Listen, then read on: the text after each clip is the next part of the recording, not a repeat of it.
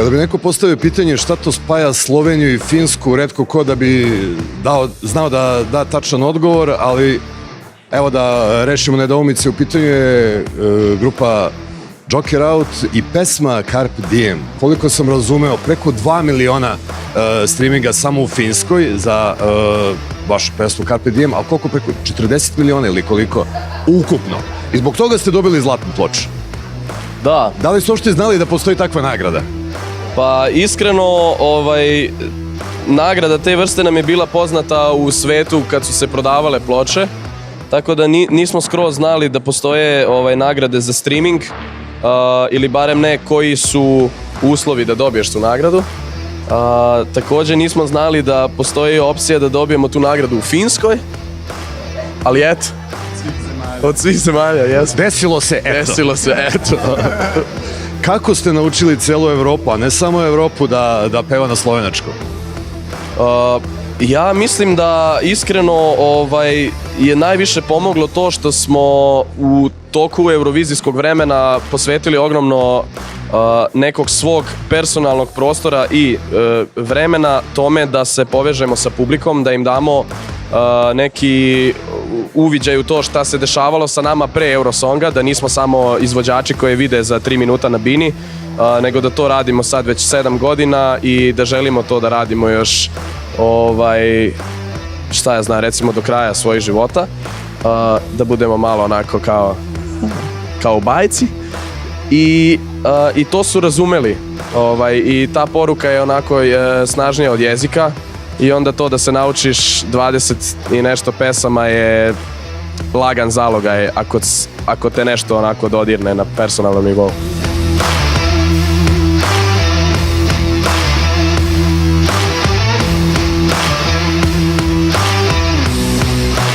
Mislim da ćete se svi složiti sa mnom da ste imali neobičnu karijeru. Bendovi prvo počnu u svojoj zemlji, u regionu, pa tek onda, ako uspeju, odu dalje, a vi ste nekako drugačije to uradili. Pa ne znam, mi smo, recimo da u Sloveniji do pre odlaska na Euroviziju već došli do nivoa kad smo izbacili u prodaju karte za arenu, što je najveći prostor za koncerte u Sloveniji. Tako da ja mislim da smo u Sloveniji odradili dovoljno da se zovemo neki household name, ali apsolutno u regionu nismo ni zagrebali u scenu.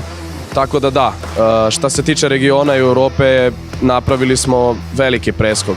Uvek smo mislili da kad budemo krenuli u inostranstvo da će to biti neki mali pubovi, prostori od 100 ljudi gde će da bude 16 ljudi, ali eto, pokazalo se, hvala Bogu, da malo drugačije. Složit ćete se sa mnom da imate veliku bazu fanova, pogotovo onih mlađih.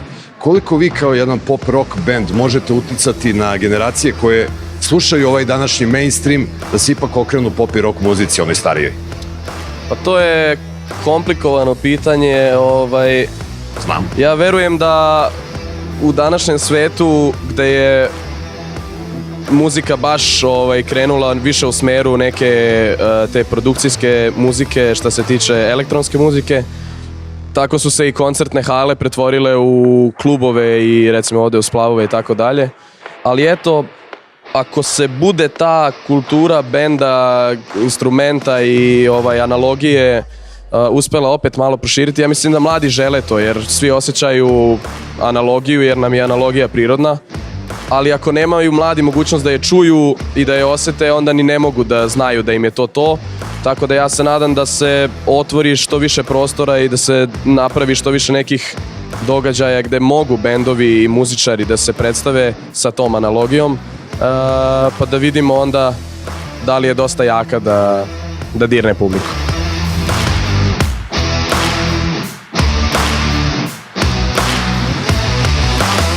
Ove godine u Beogradu na Beer Festu, znamo svi kako je bilo, može se dan danas vidjeti snimci na YouTube-u kakav je nastup bio. 2 koncerta u Novom Sadu rasprodata, 2 koncerta u Beogradu rasprodata. Pri kraju ove godine, kada podvučete crtu, kakvi će vam planovi biti, makar za Srbiju?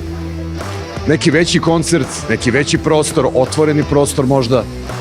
Pa ja verujem da posle ove godine možemo ciljati na neki veći koncert.